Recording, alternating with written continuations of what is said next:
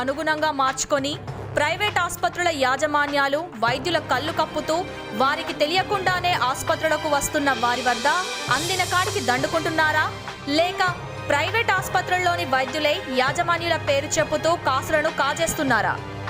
నిజామాబాద్ నగరంలోని ప్రజలకు ఇలాంటి అనుమానాలు తాజాగా ఓ గర్భిణీ స్త్రీకి జరిగిన సంఘటనతో మొదలయ్యాయి. రామర్తి ఉన్విత, ఆమె భర్త రామర్తి రవితేజ తెలిపిన వివరాల ప్రకారం ఎప్పటిలాగే చెకప్ చేయించుకునేందుకు నగరంలోని ప్రగతి ఆసుపత్రిలో గల డాక్టర్ మృదుల వద్దకు వెళ్ళగా తప్పనిసరిగా స్కానింగ్ చేయించుకోవాలని, అది కూడా ప్రభుత్వ ఆసుపత్రిలో కాకుండా కేవలం ప్రైవేట్ స్కానింగ్ సెంటర్లో చేయించుకుంటేనే డెలివరీ చేస్తాము అని చెప్పడంతో చేసేది ఏమీ లేక ఓ ప్రైవేట్ స్కానింగ్ సెంటర్కు వెళ్ళగా అక్కడ సిబ్బంది నిండు గర్భిణికి స్కానింగ్ చేస్తే రేడియేషన్ వల్ల కడుపులోని బిడ్డకు ప్రమాదం జరిగే అవకాశం ఉందని, అందుచేత స్కానింగ్ చేయమని చెప్పడంతో మరో స్కానింగ్ సెంటర్లో స్కానింగ్ చేయించుకొని రిపోర్టులను ఫోన్ ద్వారా పంపామని తెలిపారు. రిపోర్టులను పరిశీలించిన వైద్యురాలు ఉన్వితకు కొద్దిగా ఇన్ఫెక్షన్ కనిపిస్తోందని, ఒక్కసారిగా కరోనా పరీక్షలు చేయించుకోవాలని తెలపడంతో ఆర్మూర్లోని ఏరియా ఆసుపత్రిలో పరీక్షలు చేయించగా నెగటివ్ అని తేలడంతో అక్కడి సిబ్బంది డాక్టర్ అమ్మ మీకు డెలివరీ చేయదు అని చెప్పడంతో ఎందుకని ప్రశ్నించారు. ఉన్వితకు వెంటిలేషన్ అవసరం పడుతోందని, వారి ఆసుపత్రిలో ఆ సౌకర్యం లేదని, ఉన్వితకు కోవిడ్ కూడా లేదని నిర్ధారణ చేసిన అనంతరం మనోరమ ఆసుపత్రికి సిఫార్సు చేశారని తెలిపారు. అయితే రవితేజ వద్ద జర్నలిస్ట్ ఆరోగ్య భద్రత కార్డు ఉండడంతో మనోరమ ఆసుపత్రికి వెళ్లి ఆరోగ్యశ్రీలో ఓపీ రిజిస్టర్ చేసుకున్నామని, అనంతరం ఆసుపత్రిలోని ఓ వైద్యుడు వెంటనే వచ్చి ఉన్వితకు కోవిడ్ పాజిటివ్ ఉందని, మీరు పేమెంట్ చేసుకొని చికిత్సను చేయించుకోండి, లేకపోతే వెంటనే హైదరాబాద్కు వెళ్లాలని వైద్యుడు అన్నాడని తెలిపారు. అసలు తన ఆసుపత్రికి ఎవరూ రాలేదని, తనను ఎవరూ సంప్రదించలేదని డాక్టర్ రమాదేవి చెప్పిన మాటలను వారు ఖండించారు. ఒకవేళ వారి ఆసుపత్రికి వెళ్ళకపోతే అక్కడి ఓపీలో ఎందుకు వారి పేరు నమోదై ఉంటుందని, తన భార్యను అక్కడి సిబ్బంది అత్యవసర వార్డుకు తీసుకువెళ్లమని చెప్తారని ప్రశ్నించారు. వారు ఆ ఆసుపత్రికి వెళ్ళింది లేనిది అక్కడ సీసీటీవీ ఫుటేజ్ చూస్తే తెలుస్తుందని అన్నారు.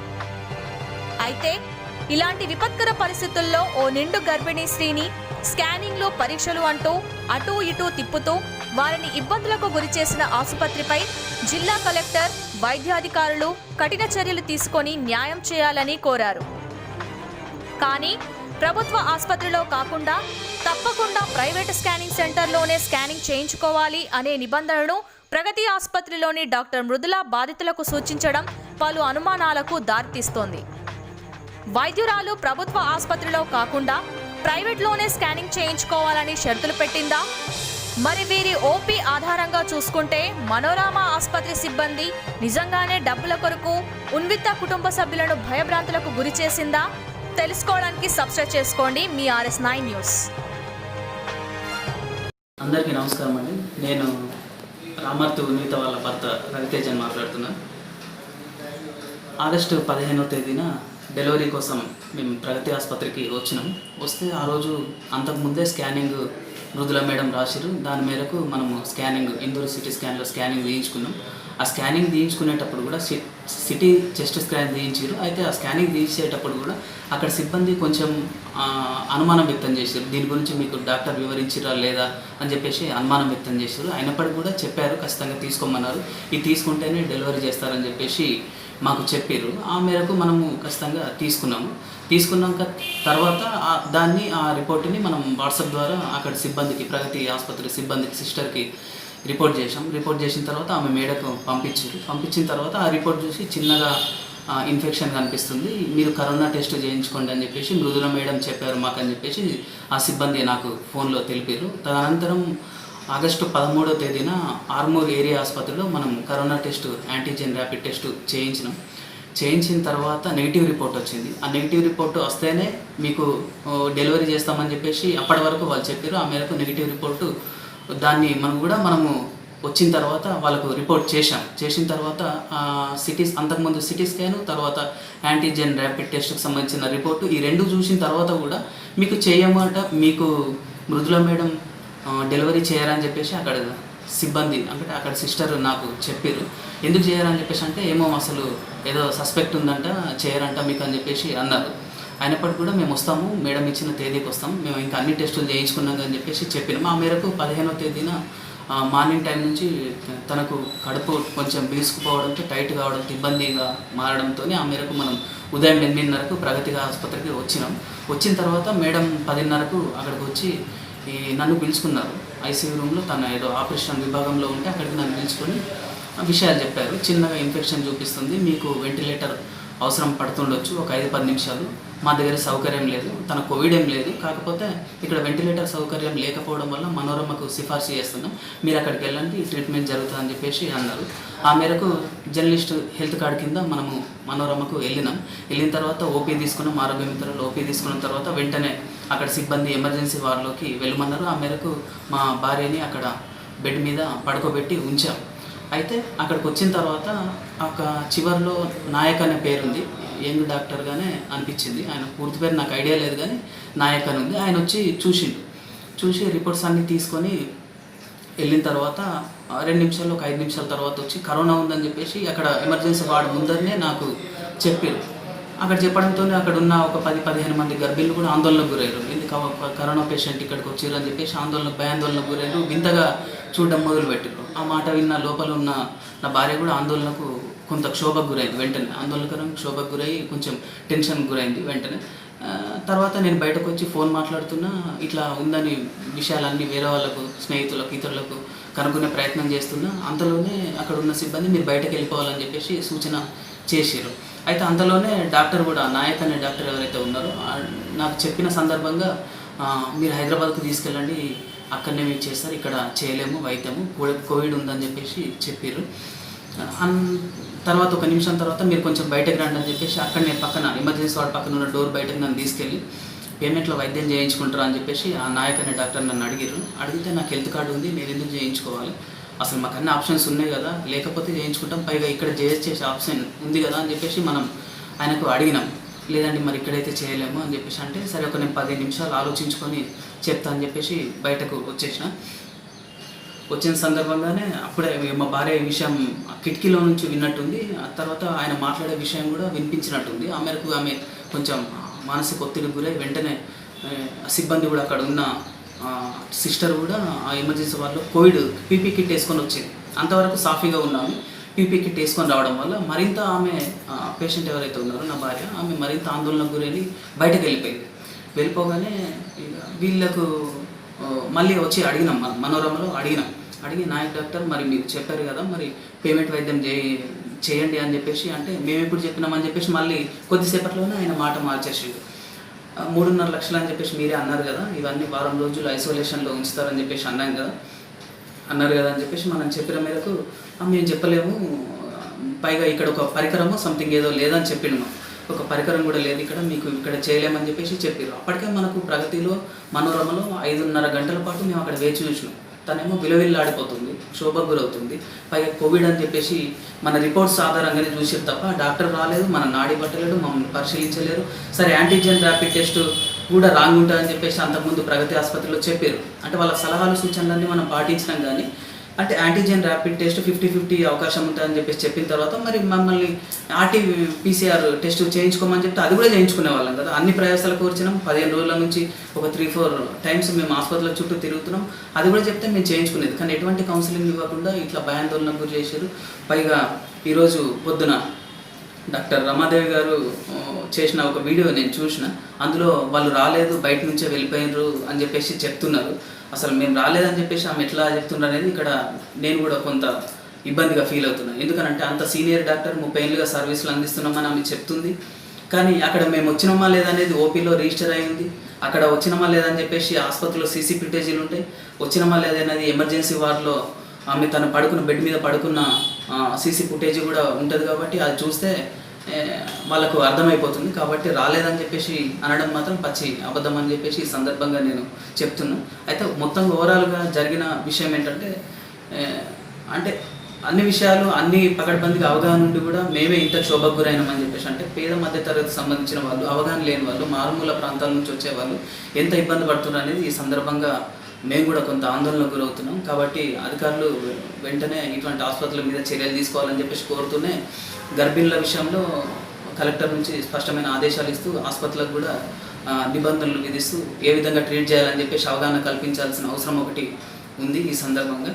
తర్వాత అక్కడి నుంచి మనోరమలో వెళ్ళిపోయిన తర్వాత అప్పటికే ఆమె విలవిల్లాడిపోతున్న నేపథ్యంలో వెంటనే ఆర్మూర్లోని ఒక ప్రైవేట్ ఆసుపత్రికి మేము తీసుకెళ్తే అక్కడికి వెళ్ళిన తర్వాత కొంచెం ఈమె టెన్షన్ గురవడం చూసి, ఏందమ్మా మీకేం కోవిడ్ లేదు, మీ రిపోర్ట్స్ అన్నీ క్లియర్గానే ఉన్నాయని చెప్పేసి చెప్పారు. అంతకు 2-3 రోజుల ముందే మేము వేరే ఆసుపత్రిలో చూపించినాం, ఏం లేదని చెప్పేసి మనకు చెప్పారు.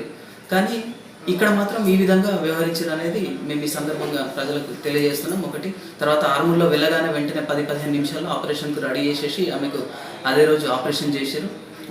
ఈవెన్ వాళ్ళు కనీసం మాస్కులు పెట్టుకున్నారు, గ్లౌజులు వేసుకున్నారు తప్ప పీపీ కిట్స్ కూడా వేసుకోలేరు. ఎందుకంటే పేషెంట్ చాలా ఆరోగ్యవంతంగా ఉంది, ఎటువంటి ఇబ్బందులు లేవు, రిపోర్ట్స్ అన్నీ మనకు స్పష్టంగా ఉన్నాయి. కాబట్టి వాళ్ళు ఆ విధంగా వ్యవహరించారు అనేది ఇక్కడ స్పష్టమవుతుంది.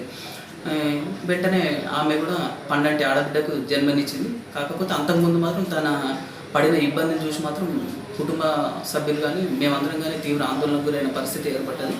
కాబట్టి సీనియర్ డాక్టర్లు, సీనియర్ వైద్యులు ఉండి కూడా ఈ ప్రైవేట్ ఆసుపత్రులు ఈ విధంగా వ్యవహరించడం అనేది అత్యంత శోచనీయంగా మాకు అనిపిస్తుంది. కాబట్టి వెంటనే అటువంటి ఆసుపత్రుల మీద చర్యలు తీసుకోవాల్సిందిగా మేము కోరుతున్నాం. ఈ విషయంలో కలెక్టర్ గారు కూడా స్పందించాలి, డిఎంహెచ్ఓ కూడా స్పందించాలి. ఇప్పటికే మేము వాట్సాప్ ద్వారా ఆరోగ్యశ్రీ కోఆర్డినేటర్కు ఫిర్యాదు చేసి ఉన్నాం, డిఎంహెచ్ఓ గారికి కూడా వాట్సాప్ కాపీ పంపించున్నాం.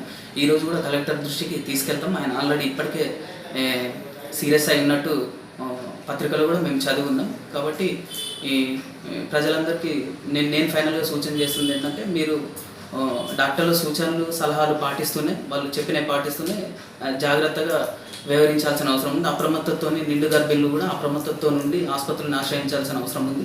కాబట్టి మీ పక్కన మీరు అవగాహన ఉన్న వ్యక్తులతో పాటు వెళ్ళి మీరు వైద్యం చేయించుకోవాల్సిందిగా మాలాగా మానసిక క్షోభ పడొద్దని చెప్పేసి మేము కోరుతూ నేను ముగిస్తున్నానండి.